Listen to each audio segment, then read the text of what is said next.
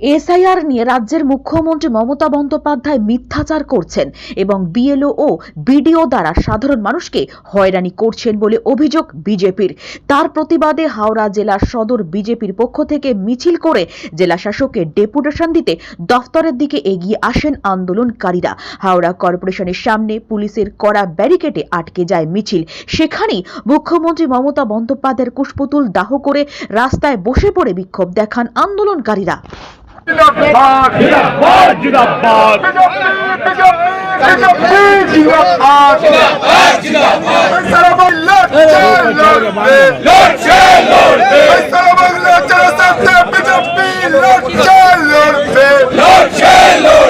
আমরা চাইছি, ভারতীয় জনতা পার্টি চাইছে, ভারতবর্ষের যারা প্রকৃত নাগরিক, হিন্দু, মুসলমান, বৌদ্ধ, শিখ যাই থাকুক, প্রকৃত নাগরিক কারুর নাম এসআইআর থেকে পশ্চিমবাংলায় বাদ যাবে না। এটাই আমাদের কাজ করণীয়।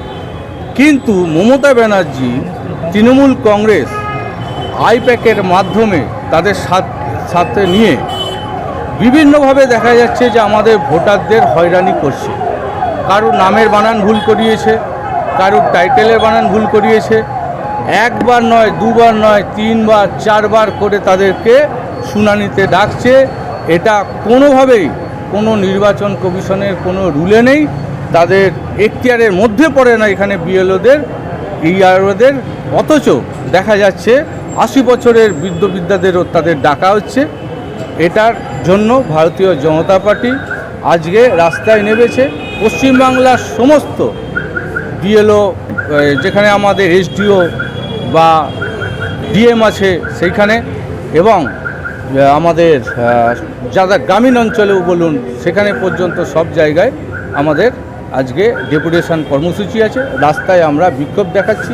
যেহেতু মাধ্যমিক চলছে, সেহেতু মাধ্যমিকের যে পরীক্ষার সময় 12টা থেকে 3টে আমরা কোনোরকমভাবে করিনি, এবং আমরা একটা বিক্ষোভ দেখানোর জন্য অল্প সংখ্যক কিছু কর্মী নিয়ে যারা নেতৃত্ব দিচ্ছে পার্টি এই কাজের মাধ্যমে আছে, এই স্যারের কাজ, তাদেরকে নিয়ে আমরা এসেছি, ডেপুটেশন দিচ্ছি। কুশপুতুল দাহ করা হয়েছে। কুশপুতুল তো দাহ তার হবেই। তা যে পাপের ঘোড়া, যে ভর্তি হয়ে গেছে তৃণমূল কংগ্রেসের, তার নেত্রী মমতা ব্যানার্জি নাটক করবার জন্য দিল্লিতে পৌঁছেছেন। তাই এই নাটক পশ্চিমবাংলাবাসী বুঝে গেছে। আর নাটকেরও দিন আর 2 মাস আছে, তারপর মানুষ যোগ্য জবাব দেবে।